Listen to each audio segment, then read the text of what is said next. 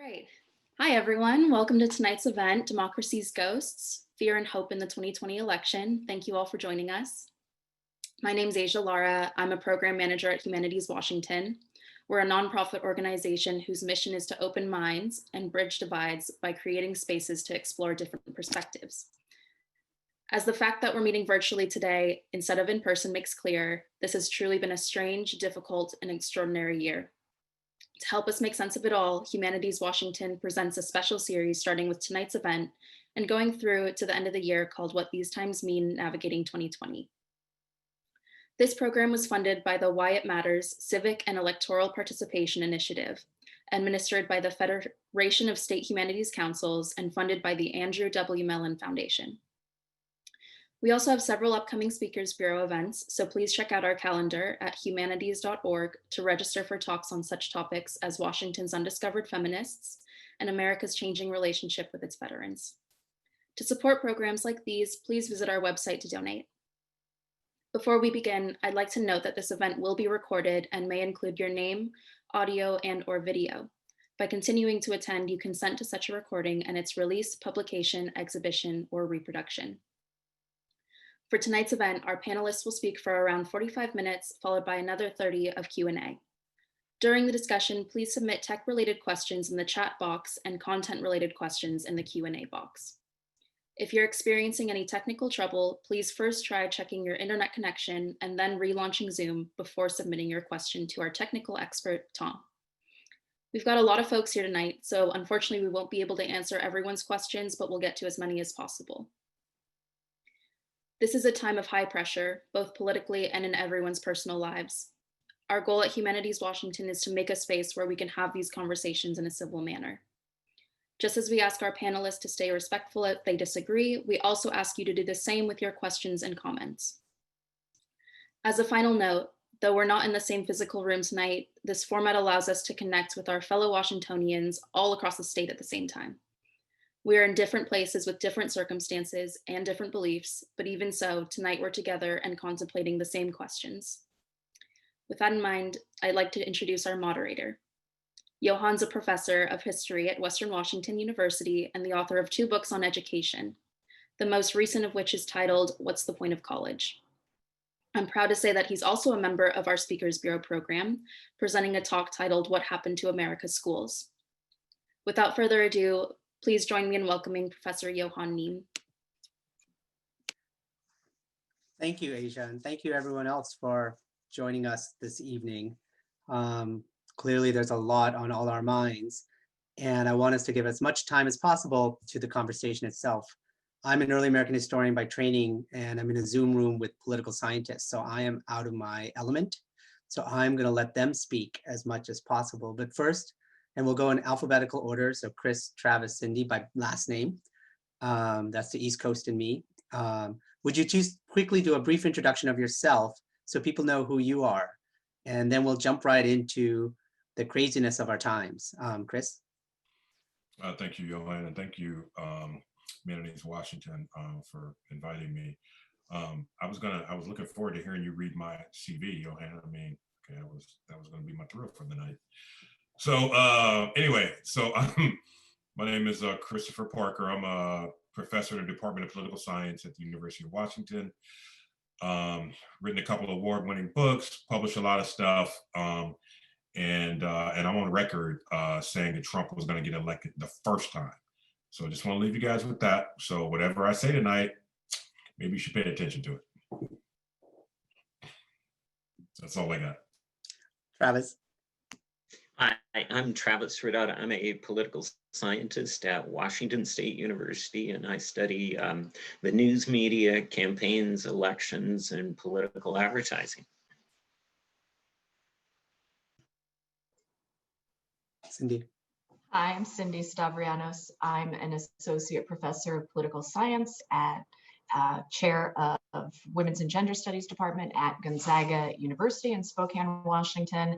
And my area of expertise is gender and American politics, specifically women in American politics.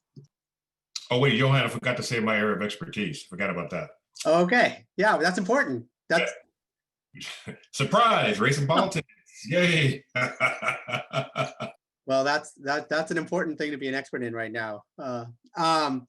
So as you can see, we have while we have 3 students of politics, they approach the question of politics from different angles and different lenses.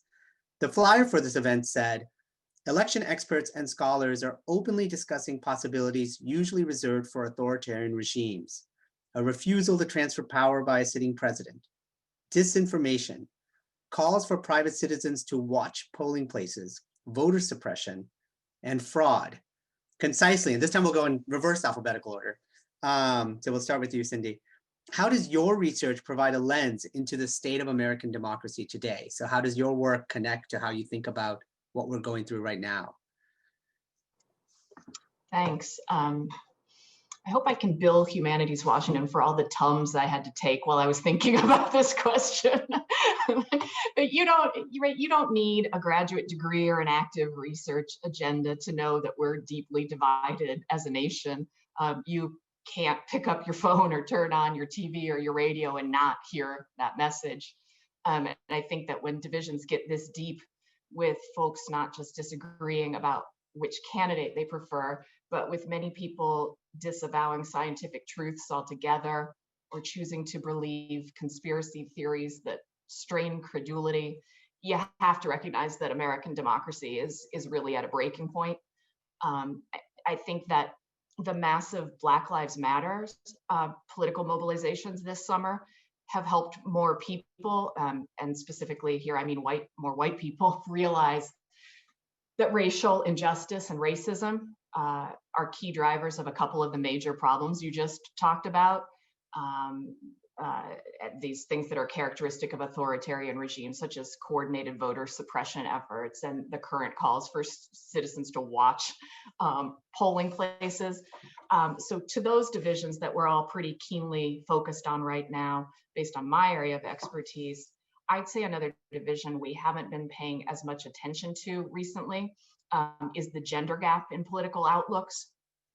Polling data seem to be telling us that men are drawn to the authoritarian tendencies and style of Donald Trump at the top of the Republican ticket. And something to note is that nationwide polling shows that this gender gap exists across racial groups. So that while 10% of women of color say they're voting Trump-Pence, 25% of men of color say they are as well, for a gap of about 15%. And the gender gap between white voters is right around 10%, 58% of white men breaking for Trump compared to 48% of white women. These percentages are large. They're also pretty close to what they were in 2016, when some said the large gender gap may have been due to the presence of a woman as one of the presidential candidates. And this year, that's unlikely to be the case, since it isn't the case. So it must be due to something else. Interestingly, in battleground states, we see even larger percentages of men's votes going to Trump over men's votes going to Biden. So a question that I think, on the basis of my area of expertise, that's central to the crisis in American democracy today is why is this authoritarian hyper-masculinity or strongman persona so appealing to men voters? It's no accident that Trump's using macho man to gin up the crowd. And a corollary question is, how could this be undone going forward to promote acceptance or reacceptance of democratic norms and styles? And I'll leave it there for now. Thanks. Yeah, we'll probably pick up on some of those themes. Travis, do you want to go next? Yeah, as I mentioned, I study the news media and increasingly social media as well. And I think that we have to look at the rise of social media to kind of explain our current political predicament as well. Social media means that information can spread rapidly, a lot more quickly than before, but it also means that misinformation and disinformation can travel rapidly, right? There was a time when the traditional media were the gatekeepers, right? It was a journalist who was an editor, who was trained at a journalism school, got to decide whether something was newsworthy or not. Now I get to decide, you get to decide, and we put it on Twitter and the whole world can see what we think, right? And so that has really changed as well. I think social media has also contributed to the ability to connect like-minded individuals so that we don't have to be uncomfortable associating with people on the other team, which is uncomfortable nowadays. But it also means I can organize my paramilitary group to show up at that protest in a matter of hours, where that wasn't really possible 20 years ago. And of course, this is all tied in with political polarization nowadays. Democrats are stronger Democrats, Republicans are stronger Republicans. We used to be indifferent about the other political party. Now we hate the other political party. It's more about winning and losing as opposed to the actual policy that happens to get enacted. And so there are a lot of parts of the story, but I think the media and social media have to be one part of that. Thank you, Travis. Chris, do you want to add in how you gain a purchase on this moment? Yeah, how my work sort of tangentially touches on this. Let me think about that for a second. So listen, I agree entirely with what my colleagues have just said, and I can answer Professor Stavrianos' question. I'm happy to call her that because I remember I should call her Cindy back in the day. But Professor Stavrianos' question about the hypermasculinity, I can hit that on the way to where I'm going. So I will say that. So one of the things that I will say, I think the principal reason why we're in this position, as Travis said, Professor Ridout said, Travis, one of the reasons why we're so polarized is one. I'm just going to keep it 100%. Now I'm going to keep this clean, but I'm going to keep it real, right? 3 words: scared white people, right? Period. That's why we're in this trick bag we are right now. If we think about what happened in 2008, when President Obama was elected, out of nowhere, you had the rise of the Tea Party, which was the subject of my second book. Now, I've written on movements on the left and movements on the right. Tea Party book was my book on movements on the right, or a movement on the right. And a lot of people said, like, okay, it's about racism. Like, people on the left said, oh, it's about racism. People who were sympathetic to the Tea Party on the right said it was really just about conservative ideology. Well, my co-author and I was like, okay, that might be true, but there's actually really something else going on here. It's this perception of rapid social change that Obama's candidacy and presidency represented to a large segment of white people. They saw that, the president is someone that we know from the time we're a little kid, right? The president has a very, very important symbolic value to us as a country. President is the face of the country abroad. The president is the face of government at home. Commander-in-chief of the military, chief law enforcement officer, all these other things. So when they saw for the first time, a non-white man was going to be in this office, it just freaked people out, right? They didn't know what to do with themselves. And so that was the beginning of the current backlash. But I can go back further in time, like my co-author and I do, go back to the Know Nothing Party of the mid-19th century and how they pushed back against immigration. We tie what's happening now to the Klan of the 1920s, to the John Birch Society of the 1950s and the 1960s, through the Tea Party to right now. 95% of people who were strong Tea Party supporters voted for Trump the first time. So this is of a piece with all these other reactionary movements that have happened in the United States, at least since the 19th century. And it's about this sense of existential threat. They're stealing our country. And it's a very irrational perspective in one sense, but it's very rational in another sense. It's irrational to the extent that, people are not trying to steal your country, right? Now, will your social position be challenged somewhat because of changing demographics? Yes, it will be, right? But that is what this country's supposed to be about, supposedly about equality, toleration, the ability for the individual to get ahead on his or her own merits, right? But that's not what we see. Throughout history, we have seen white people move the goalpost every time that people of color and women have gotten close. Move the goalpost. Oh, too close, move the goalpost again, right? And this is what's happening right now. Trump essentially got elected because of racism and sexism and homophobia and xenophobia, right? So there's no turning back from this. Now, this is one thing I will say, however. I will say that there is a segment of the Republican Party, the Never Trumpers or the Republicans against Trump, that are more establishment Republicans, that are really more about pragmatism than idealism. But they represent a small part of the party. And so just to round everything out, the reason why we're so polarized and we're so upset right now is because this president has taken divisions that were already there and injected them with steroids. So I'll close on this. I, for one, I don't think it was a bad thing that Trump got elected. Actually, if we survive this, I think it was a good thing he got elected because it brings all of these divisions to the fore, front and center of the American consciousness. The question is, what do we do about it now? That's a good segue. Thank you. Yeah. No, I mean, I think that is really the question we're faced with, that, as a historian, there's always complex, multi-causal, processes that lead to any moment. But then when a moment erupts, there's a lot of uncertainty, right? And, and there's, as Travis also pointed out, there's also structural kind of changes in the media environment that also help bring some of this stuff out to the open. But, as Cindy started out, none of us, you don't need a graduate degree to realize we're in a very uncertain and scary place. And in some ways, it might be good that a lot of big questions about American democracy and American society and history are right now out in the open, as Chris said.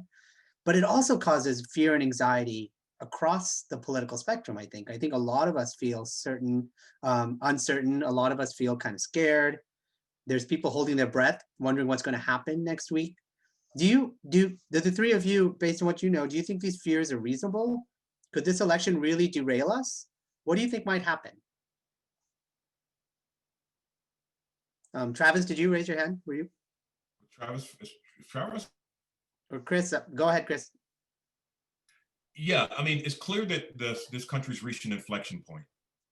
I mean, I think that things are never going to go back to where they were. But, for people like me, right, who's a man of color, I'm not sure I want them to go back to where they were, right? Because people like me, didn't really have a great shake in the system that was before this. So having said that, now, will things get better? This is what I think. We've reached an inflection point, as I've just said. Things are either going to get better or they're going to get worse. There's no in between.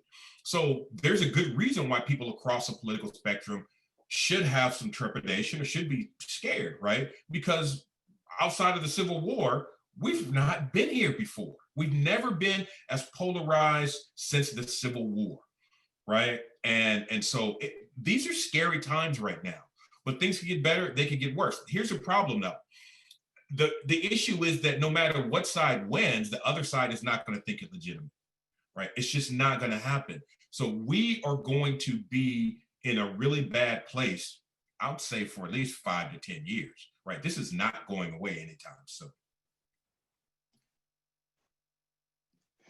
Yeah, I'll jump in on that. I think the threat of political violence is certainly real, right? You combine this hyperpolarization with a lack of trust in institutions, which we don't trust the media, we don't trust the government. Combine that with a president who's inciting violence instead of trying to calm everyone down. And of course, the tinder is there, right? And so, if we make it through this without much political violence, I suppose that'll be an accomplishment because all the ingredients are there. I think I just echo what's already been said. I think that I agree that the tinderbox, the ingredients for political violence are here. That the voices from the top have been undermining what little confidence there was in American institutions from the get-go. So there is no right outcome. No, even if someone is seen as winning a clear and decisive victory, that's not gonna do it. There's going to be uncertainty, and I think a real strong possibility for civil unrest and violence next week. Yay. I'm going to stay in the Zoom room. That's actually that's quite scary. And I want to pick up on this question of trust and institutions, right? As Chris pointed out, we've been a divided society racially and economically for a long time. But and you all probably know these numbers better than I do. But my sense is that trust in American institutions, be they government, unions, corporations, whatever, schools, has been eroding for it's a multi-decade process. How do we square these different timelines? Like there's a emergence of a real kind of resistance during the Obama years that Donald Trump could tap into. There's obviously the emergence of Black Lives Matter, which reflects longstanding concerns, but emerged in the recent past. But we also have this slow erosion that seems to have some other causes. How do you explain the relationship between those pieces?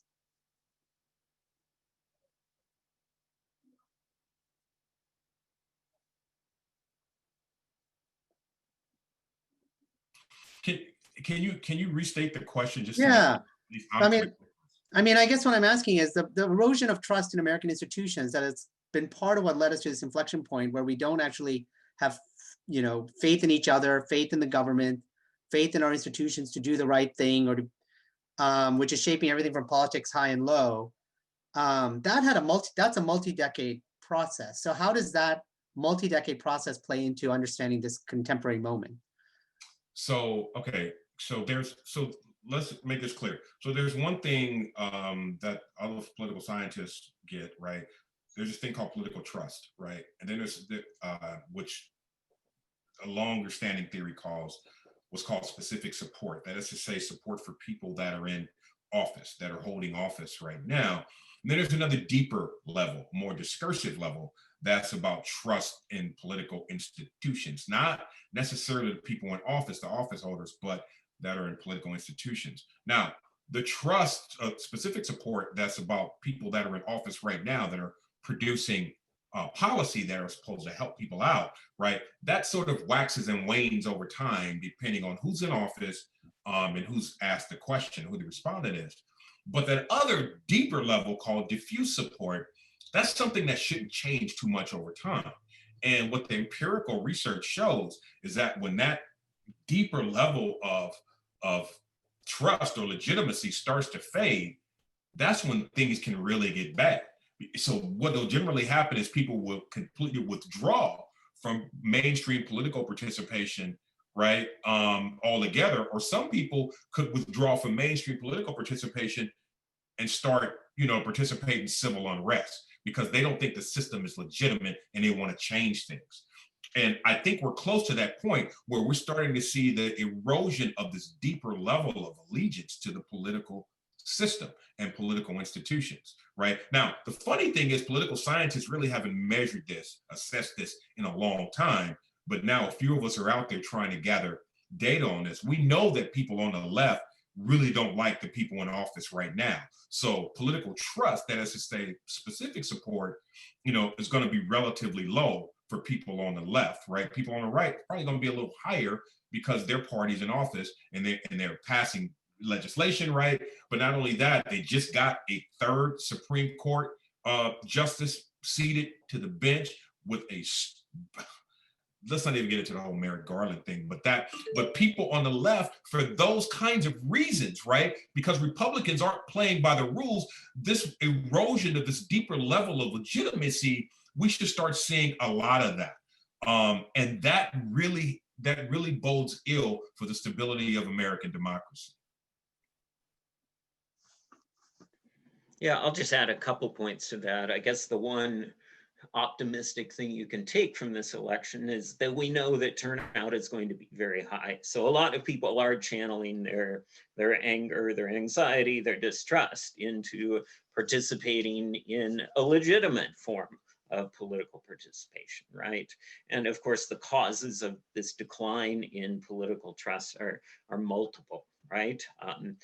Think about Donald Trump's campaign, the central message, the system is rigged, right? Well, then why would we believe the system? But think about Bernie Sanders' campaign as well. The system is rigged, right? Which just further erodes our trust. And the news organizations that we used to be able to count on to present nonpartisan, just the facts, right? Well, we're conflating them with all sorts of partisan news sources now and online blogs, and it's no wonder we don't trust the media anymore. If I could pick up a little bit on the other thing that we as a nation used to be able to trust, and folks used to be able to make up their own minds when we had facts at our disposal. And there's been, thinking, you asked Johann about the trajectory. I think back to George W. Bush and his sort of eschewing of facts and research and going with his gut, which Stephen Colbert famously lampooned as truthiness, and as sort of setting aside facts and inconvenient facts and going with your gut. And that's sort of morphed into what we're seeing today about rejecting scientific knowledge, something I hear in the press frequently that makes my head explode, talking about alternative realities. Well, there aren't two realities. There's reality and there's lies, right? So folks don't have, it feels like there's nothing solid. There's not trust and there aren't facts to make up your own mind. So it's concerning for sure.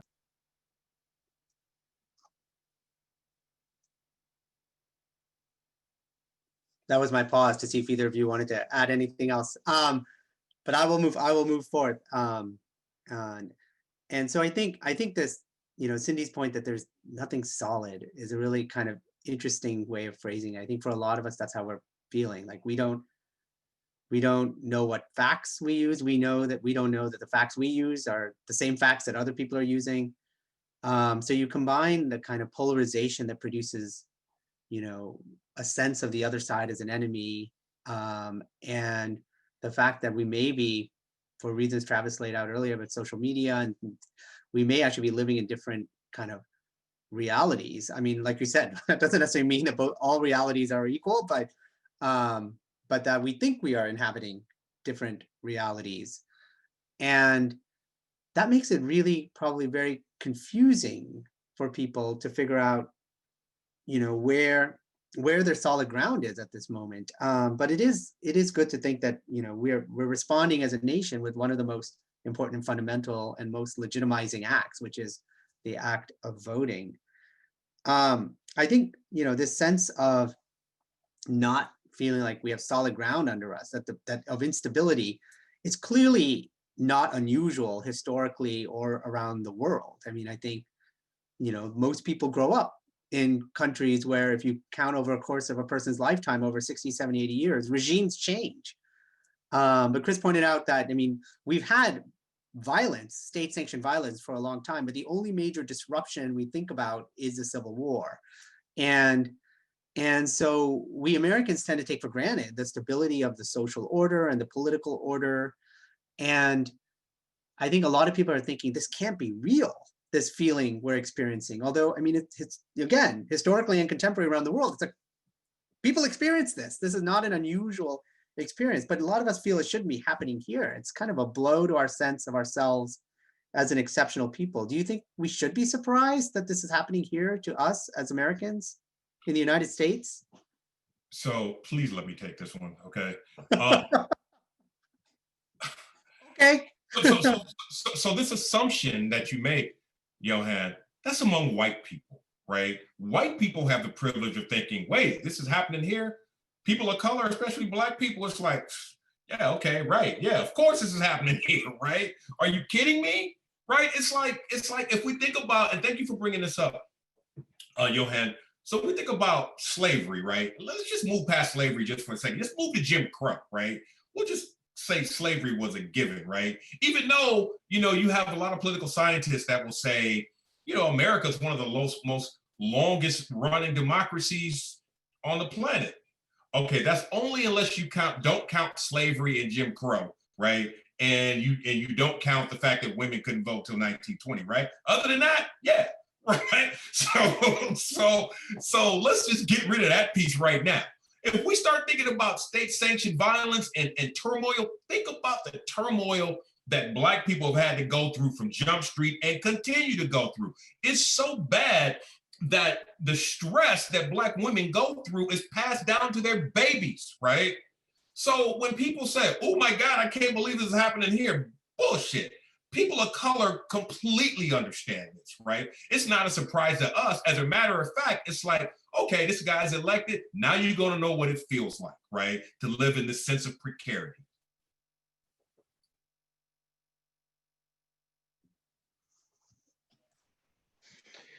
I would add that I think we also have pretty short memories too. I wasn't around in the 1960s, but obviously the late 1960s were a time of a lot of turmoil. And as I've read some history, and it's like, whoa, there were a lot of bombings in this country in the early 1970s too. And so we do tend to forget those sorts of things. And I don't know if this is comforting, but there are a lot of countries in Europe that we think of as longstanding democracies that are having these same types of issues right now. You know, sometimes I follow British politics just because it's fun to, you know, reassuring to see another country that's going through its own crises at the moment, right? So we're not in this alone by any means. We aren't exceptional. And I'd say that, you know, going to both of your points, that this is, it's not surprising. And I don't want to talk about history with a historian in the room because I'll be insufficient, but I can stop video. It's cyclical, right? I mean, excuse me, Professor Parker is talking about, he's allowing us to forget slavery, but we got Reconstruction is met with, you know, the backlash of Jim Crow, and civil rights movement is met with the backlash of Nixon's Southern strategy, and Obama is met with the backlash of this. So it's cyclical. We shouldn't be, if we're surprised, we aren't paying attention. No, I think that's fair, and I certainly welcome plugs for thinking historically about these problems. But I think one of the things I was getting at, and I appreciate Chris's point, because the American political order has always been premised on violence, particularly racial violence, but even other forms of violence. And so the actual act of violence is not what's new. I think what you ended with, Chris, is this sort of sense of precarity that is now shared widely. And I think that is something new for a lot of Americans to see themselves as others do. But I think it's Travis pointed out, you know, many European countries, I mean, after the Cold War, there was fears that, you know, that countries would embrace communism, and they didn't. And there was a lot of American intervention. And, you know, the French have had multiple republics. We don't tend to think that way, although in reality, just because originalism has been in the news, we should remember that the American Constitution has had many founding moments. Every amendment changed the parameters of American Constitution, you know, Reconstruction, the right to vote, the popular election of senators moved us, changed.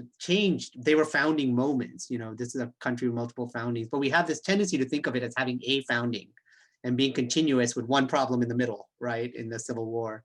And I think that shapes our sensibilities, even though people probably in the 60s were thinking like we are. But I think that the thing that, you know, that is really on our mind is that people are questioning the fundamentals, like the fundamental legitimacy of elections. I mean, people are questioning, if I don't win this election, it's because the election is either rigged or because I just don't consider the other side part of me. You know, we're not one people enough that I will accept the legitimacy, as some of you said earlier. So this is you know, these are deep problems in our society, even if the election works out, and we do have a clear winner in the days or weeks after the election. What do you think is next? What's going to be the fallout? Where do we go from here? Where might we go, and where should we go? Well, I'll put forward a few thoughts on this. Nice. All right. Thank you, Brad. All right.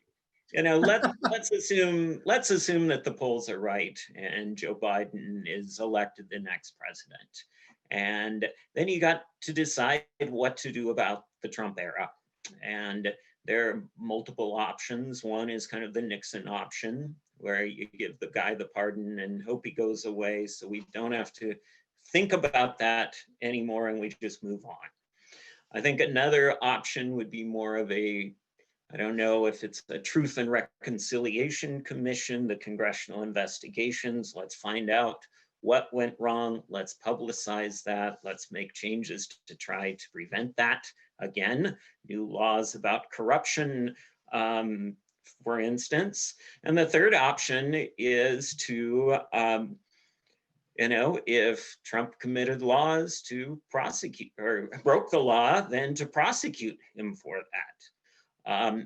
Some people think that's the only way we're going to get past this. The impeachment didn't work, so let's try other means to show that presidents can't act in this way. Others point out that half the country isn't going to believe in that process. They're going to see it as a kangaroo court. You're just going to increase the polarization in the country. So those are three possible paths, assuming a Biden victory. And I don't know which one makes the most sense to you, but.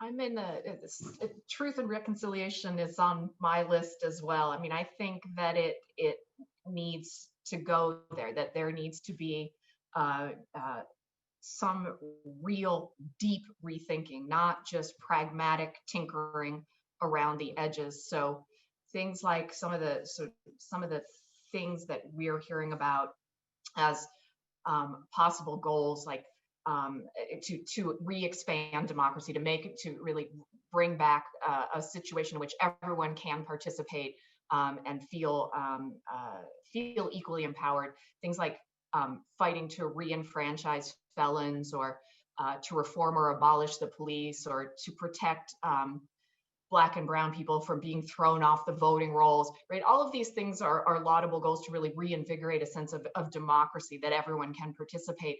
But that they all treat, I feel like they treat symptoms and not the cause, right? And as a nation, we need to come to terms with anti-Black racism and the cyclical nature of the way that it just keeps reimagining itself in order to move past it.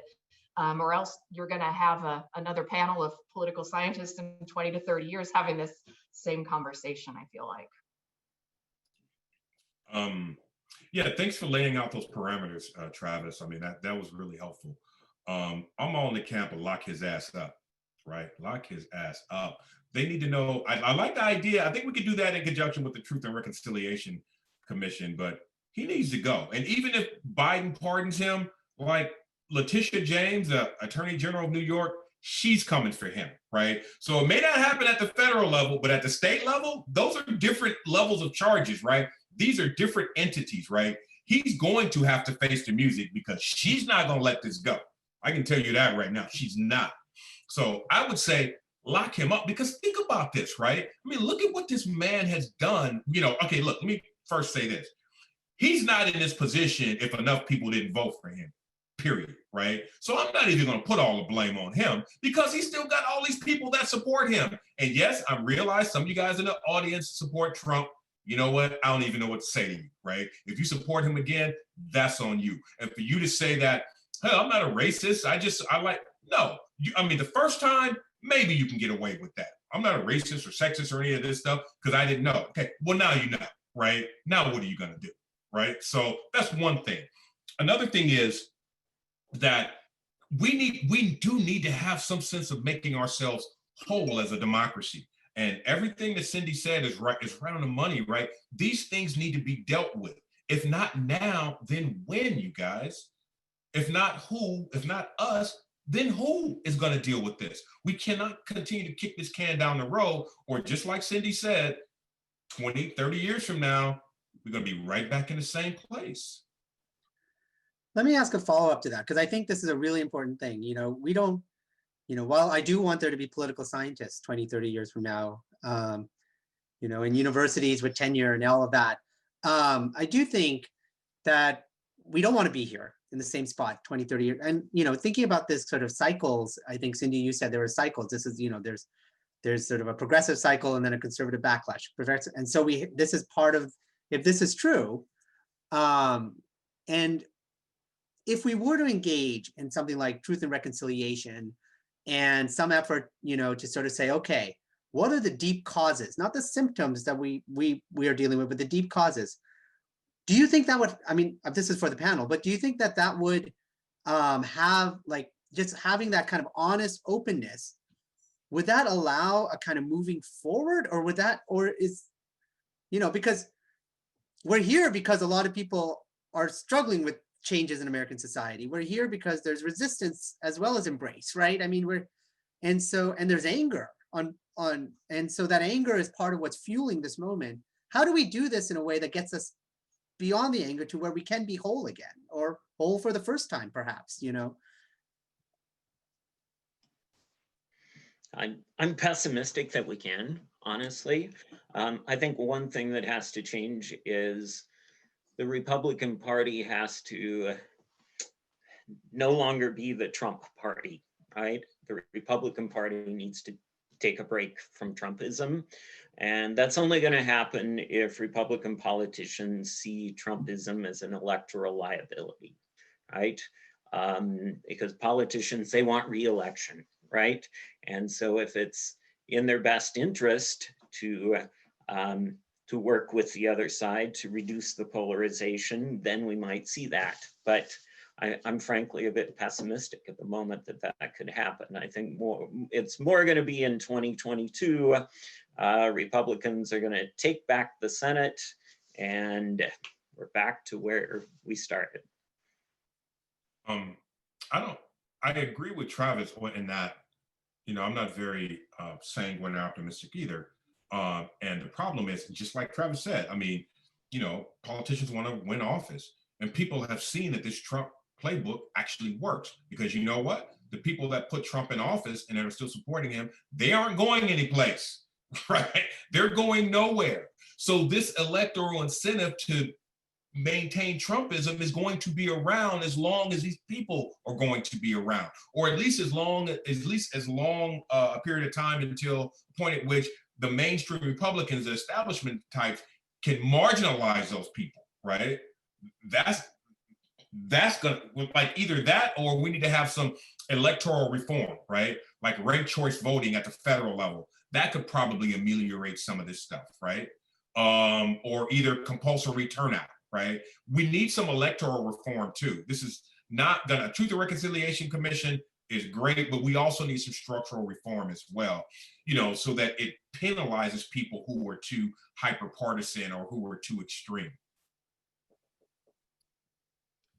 The Trump phenomenon, it's working, right, electorally, but it is a minority of the voters, right?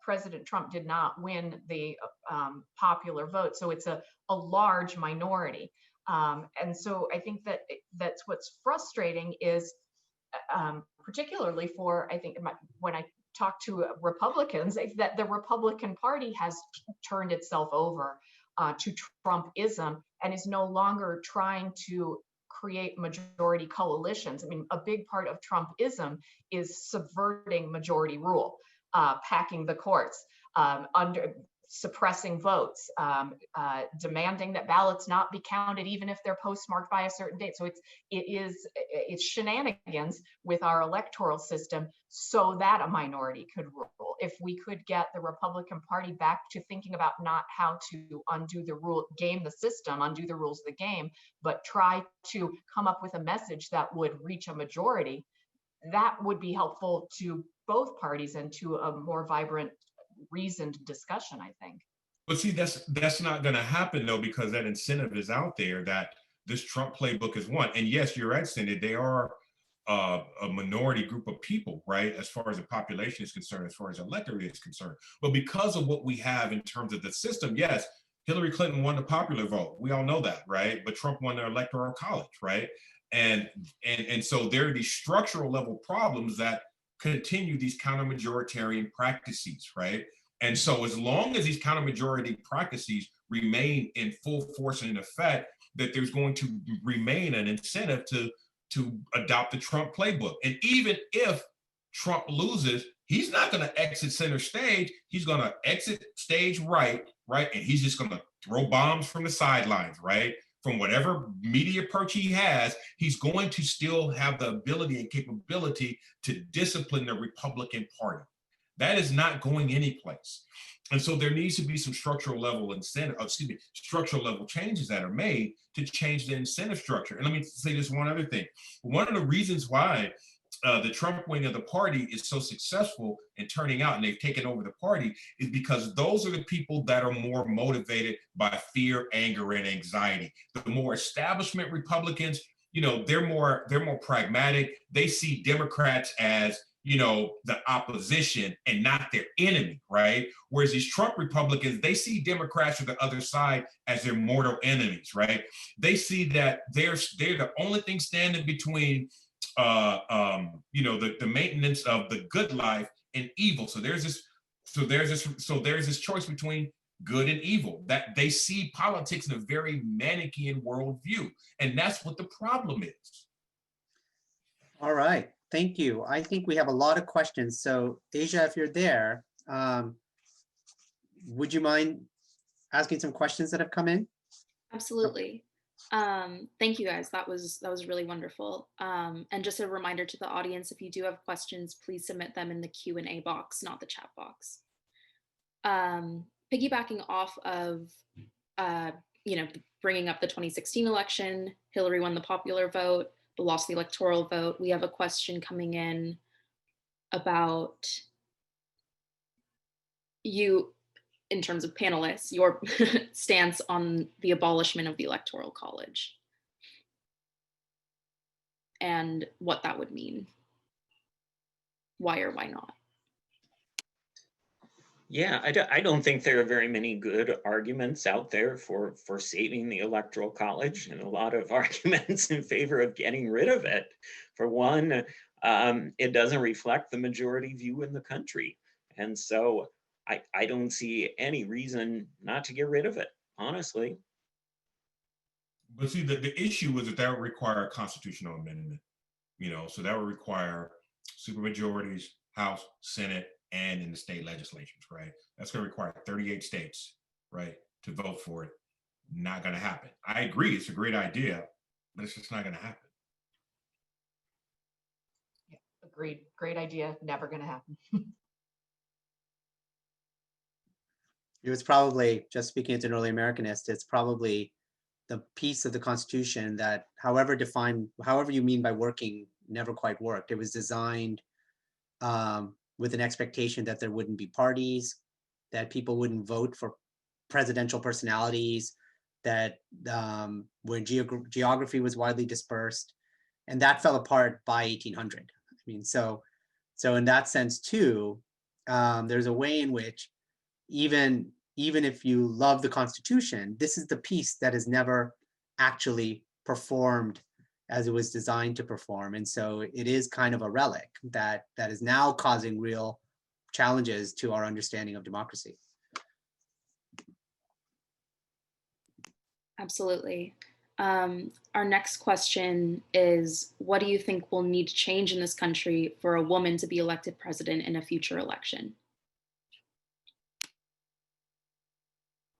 That I'll start, if I may. Simply more women running for more offices. We as a nation need to see women candidates normalized. When it was just Hillary, it's just one woman on the stage. She is just her gender, and that opens up a whole can of worms. When this year we saw 6 women on the Democratic debate stage, they had to be seen, I think, as individuals, right? Because there were 6 of them. There wasn't just the representative woman on the stage. It normalizes those bodies being in that space, makes you listen to them as human beings issuing policy platforms, not just that shrill, I won't say the B word, that yelling at me. I think that's a big part of it. I just think, beyond what Cindy just said, just common sense. I mean, come on, right? I mean, look at how the women-led country have fared, vis-a-vis the coronavirus versus the countries that were led by men, at least in the West, right? They're killing it, right? Because men give into this machismo, right? This toxic masculinity, right? Which is just it is a joke, right? The fact that Trump can walk around doing this macho man when he's one of the most cowardly men I've ever seen in public life. Are you kidding me, right? But that's one of the things that people ask me. Well, why did 10% of black men vote for Trump? I don't know. They're misogynists too, right? It's just like that simple. And as much as I hate to admit it, that is part of black male culture, right? You can't cry, right? You got to be tough. All this. Look, I mean, I get it, right? I grew up in this culture, right? I get it. But guess what? Now that I'm educated and I understand how gender is constructed, I think it's crazy. Oh, The Second Sex, Simone de Beauvoir. I don't care who you are. You need to read that.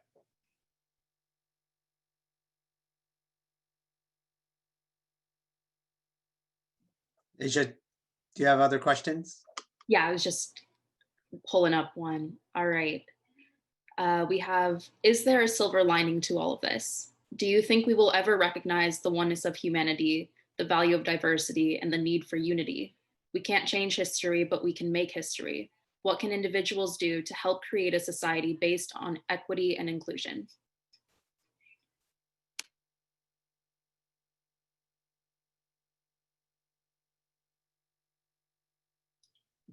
Okay, I'll just say something. I won't say anything else the rest of the night. I do think there's a silver lining if we can make it through this, because again, I mentioned earlier that I think Trump's election isn't all bad if we can survive this, because I think it exposed all these divisions, right? I mean, I think it exposed everybody to this stuff.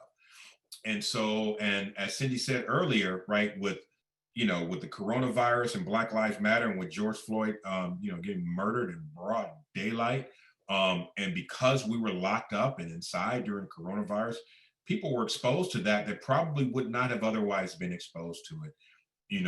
We were saturated with that coverage, and I just think it made mainly white people kind of see what we've all known all along.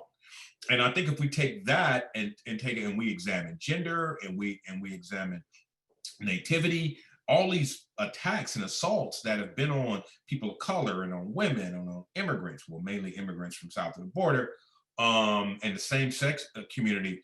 I mean, it's like we all see this now, right? If you didn't see it before, if you don't see it now, I don't know where you've been hiding, right? And the coronavirus really just brought into sharp relief the differences between communities of color, right, and inequality, right? I mean, you can't miss it if you've watched or read any sort of news, right? And so I think on the far side of this, I think there's an upside. I really do believe that things are going to get better in the long run if we survive this.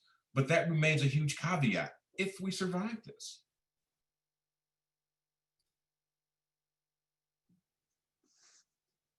Would anyone else like to add anything to that? Otherwise, Asia can go ahead with other questions. All right. On the opposite side, we have a question asking, what if Trump wins? What's the path forward? Or is there one?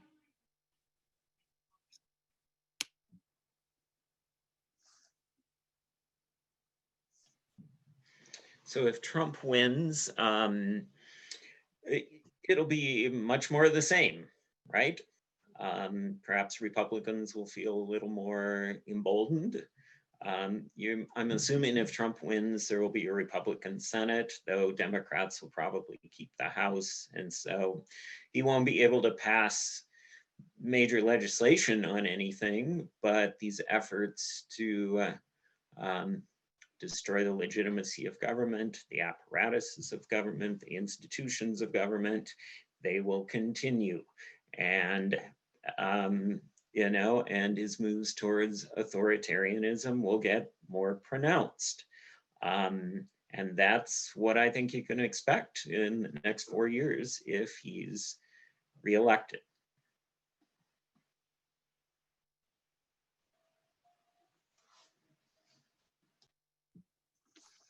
I think this will turn into a fascist state if he wins. He's not going to be held in check by desires for becoming reelected. But then again, he'll probably just change the Constitution, right? I think things are going to get really, really bad really fast if he gets reelected. There's at least half of this country, but well, more than half of this country that are not going to think him legitimate. It's going to be really bad if there's going to be political violence. There's going to be this is going to turn the American democracy will be over as we know it. And I know this doesn't sound like rainbowy and and unicorny and butterfly and all that stuff, but it's the truth. This is feels hardly even worth mentioning, although in a previous generation it would be a big deal after what these gentlemen had said. But I think then America's place on the world stage would be completely lost, undermined. We would no longer be exceptional or looked to as a role model for much of anything either. So there would be that dimension as well. Absolutely. All right, we have a question about SCOTUS. Do you believe the Republicans unlawfully pushed for the seating of the new Justice Amy Barrett? Many Democratic senators and government officials claim that Donald Trump admitting another Supreme Court justice this late into this term is denying the right for Americans to voice their opinion. Do you believe this is valid? Well, there was nothing unlawful about it.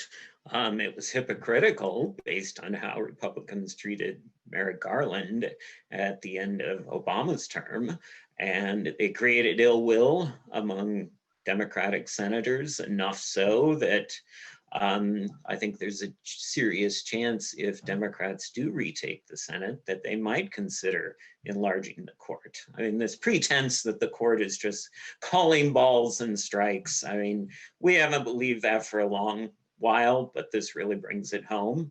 And so I wouldn't be surprised if Democrats enlarge the court in response.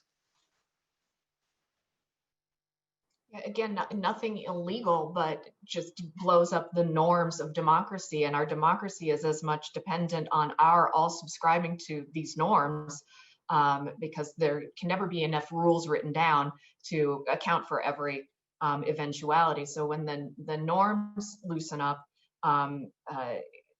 it's one of your questions, I don't remember if we got to or not, had something to do with going off the rails, and we're off the rails when the norms loosen up. There was I wrote down this quote that I wanted to bring up that Mitch McConnell said on the floor of the Senate this weekend, that is getting a lot of play in the press, because people are saying, oh, he's tipping his hand that perhaps Republicans feel that they're not going to win, not going to do well in this electoral cycle. He said to his colleagues on the floor of the Senate, he said, this is something to really be proud of and feel good about. We made an important contribution to the future of this country.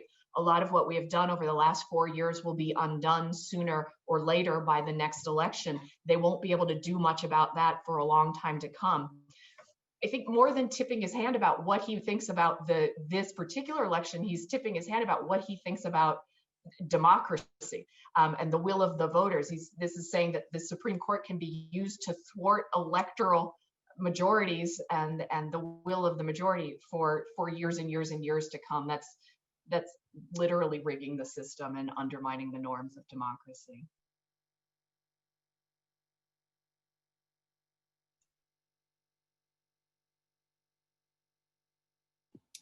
All right, next question we have is, what do you think civil unrest will look like immediately post-election? Either in the case of Trump getting reelected or in the case of Biden getting elected. I think it really depends on how soon we know the result, what the size of the result is. If Biden has a huge win and wins Texas and Georgia, and there's, Trump can complain, but the writing's on the wall. Everyone knows that the courts aren't going to save him in that instance, right? And I think people will want to move on.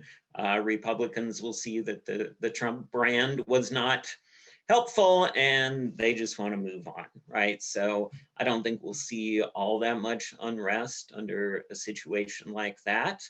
If it's extremely close, if we're having recounts in Pennsylvania, for instance, people are going to be very scared, very fearful. Trump, I have to imagine, will be inciting this. I do think we'll see a lot of civil unrest in cities across the country. If Trump wins, I think we'll see maybe even more civil unrest because a lot of people will not view that as a legitimate victory. I think here's the issue. I don't think anyone thinks that Trump can win the popular vote in the country, but they think he can win the Electoral College, right?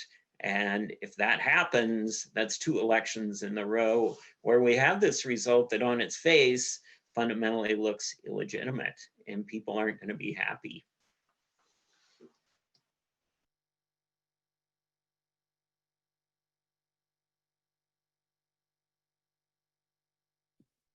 Does anybody else have anything to add before we move on? All right. Let's see. We have a question. Does the panel see the potential for the US to ever evolve to a more than just 2-party system?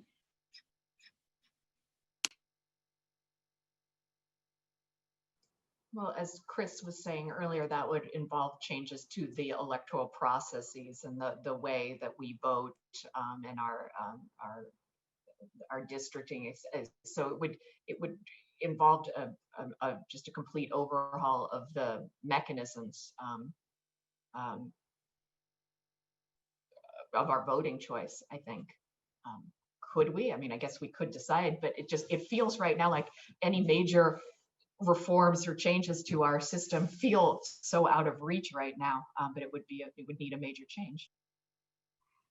I think for the short term, no, because the political science literature suggests that people are just really attached to their parties, and it's like a psychological safety net for them. And so for the short term, I mean, I just don't see it, save for what Cindy just said, a structural level change to the way that we, elect public officials.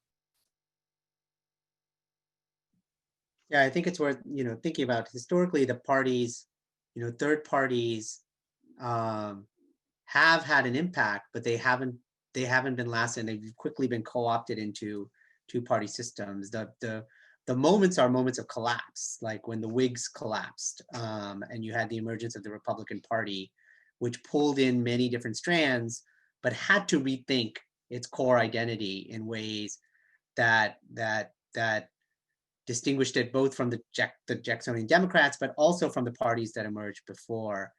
But because of the vastness of our system and the winner-take-all approach, like the basic structures are in place that give an advantage to a party that can achieve scale, and that's a challenge for. We'd have to rethink.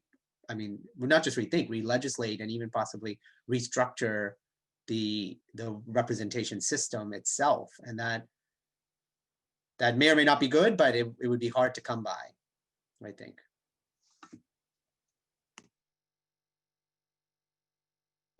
Thank you. How does the panel think that the concept of a, quote, moral compass and the definition of morality play a role in today's democracy compared to history?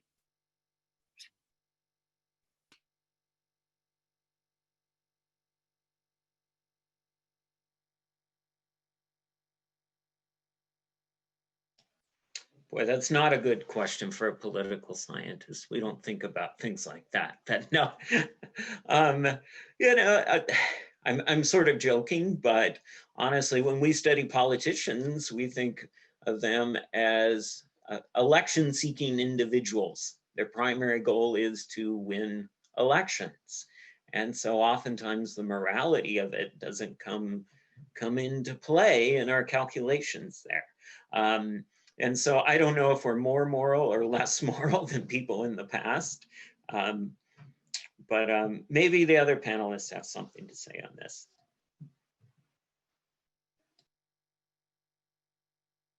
Let's give it to a historian, since it's a historical question.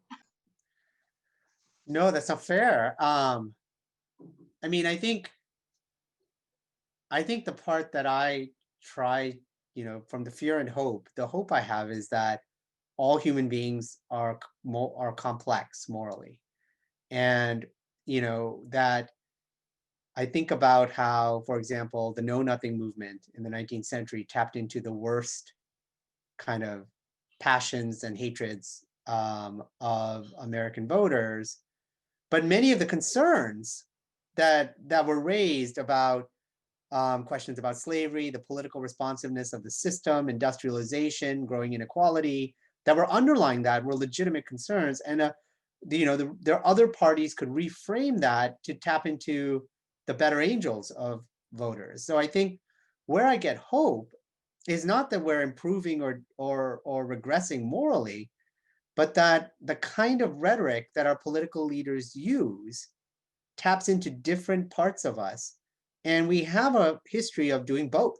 So the fear is that, Trump is successful by tapping into some of our basest fears, but there have been political movements that have also tapped into some of our hopes and aspirations. And sometimes the same people will go on both ways, because all of us are complicated people.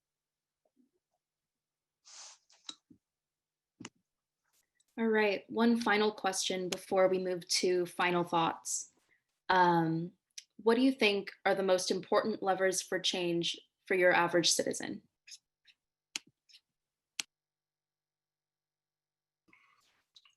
Well, for the average citizen, I would just say, I know it sounds, trite and hackneyed and, well-worn, but I mean, just vote, right? As former President Obama noted today, that at its height, I think was 2008, I think, was it like 61% of people actually turned out to vote in that election cycle? I mean, that's just crazy.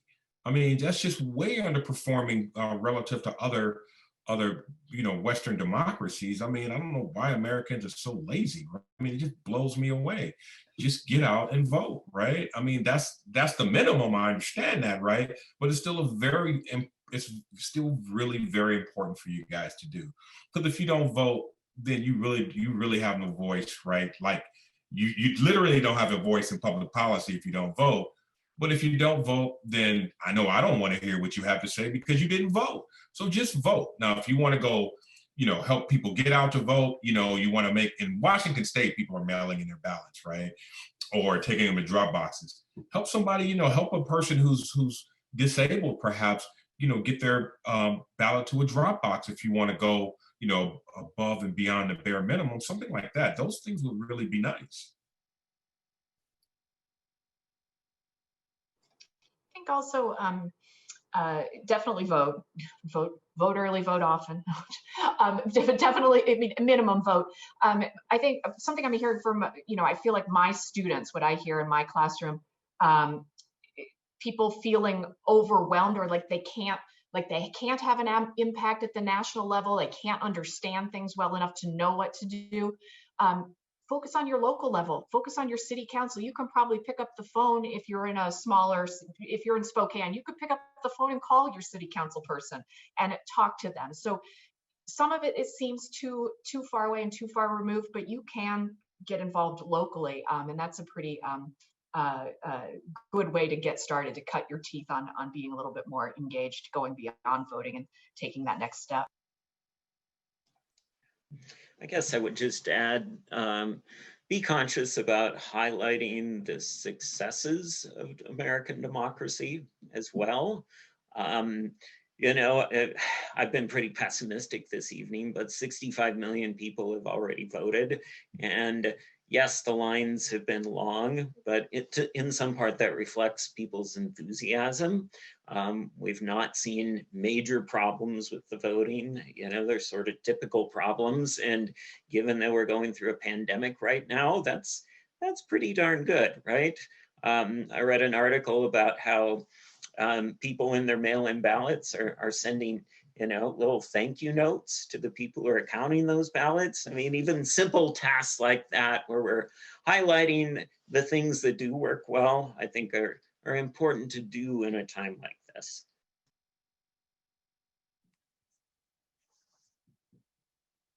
Well, thank you all. And thank you out there for your great questions in the real world that we can only witness virtually here, because there is a reality. But for any of you, and maybe we'll start this time with Travis, who hasn't got a chance to be the first. But do you have any closing thoughts that you want to share for people? What do you want people to take away from this hope and fear in the 2020 election? Right. Yeah, maybe just to extend my remarks from a minute ago, there is a lot of fear out there, and I'll grant that. And now is not the time to give in to that fear. Now is the time to take action. Now is the time to vote. Now is the time to stop the misinformation that you see online by calling it out. Now is the time to use reliable news sources. Now is the time to take those pro-democratic actions. And now is the time to praise politicians of the other political party when they do the right thing. Again, even small steps like this, I think, are important to model, productive activity in a time of despair. Cindy, would you like to add anything? Thank you, Travis. Thank you. I'll say on balance, I mean, Travis is talking about fear. I'd say I'm fearful. On balance, I'm pessimistic, but if something I could say that is, I think, maybe some space for optimism. Data I've been looking at, and I'm sure you all have seen around the youth vote, the youth turnout. Data are telling us that the 18 to 29-year-old segment are more engaged. They're more interested in voting right now. They're trying.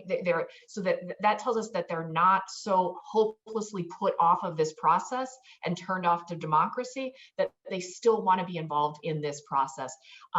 Record turnouts so far already with early balloting. So if we have a generation of folks coming up who aren't turning their backs on this, even when they've only seen it operating poorly, that might be some reason for optimism going forward at this point. Thank you. Chris, optimism? I'm a Black man in America, man. You expect me to be optimistic, man? Come on. I'm telling children stories around here. I think, like I said earlier, on the far end, I think there is, if we could survive this, and I really, really mean that, if we can survive this on the far end of this, I think there is cause for optimism. In the short term, however, it's going to be a really rough ride, you guys. I mean, I want you guys to be prepared for that. It's going to be a rough ride, no matter who wins. And I just want people to be prepared for that. Like I said, short term, yeah, long term, I think it'll happen. There is some cause for optimism, and like, basically, this is the way that I see Trump, right? And I hope you guys take this in the humorous spirit in which it's meant. Trump basically gave the United States an enema, right? Depends on what we want to do with it.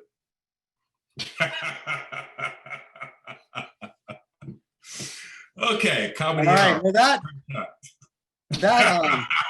shows you the kinds of profound insights that are made possible through the study of the humanities. So, so I want to thank Humanities Washington for having us here, and for all of you. We learned so much. And Asia, I'm going to turn it over to you. Well, I'm going to turn it right back to you as our wonderful moderator. Do you have any final closing thoughts of your own? I don't. I appreciated this chance to learn from the other panelists, and I think, I really appreciated Chris's point about, that, American democracy has its ups and downs, but sometimes we have a rough road, and sometimes maybe what it means to care for this country is to go through that rough road and work to get there to the better side on the other end, and to recognize that part of commitment is experience some rough times. Absolutely. All right, well, audience members, if you have any lingering questions, please submit them to speakers@humanities.org and we can pass along your questions. A big thank you to all for joining us, and of course to Johann, Travis, Cindy, and Chris. Have a great night all.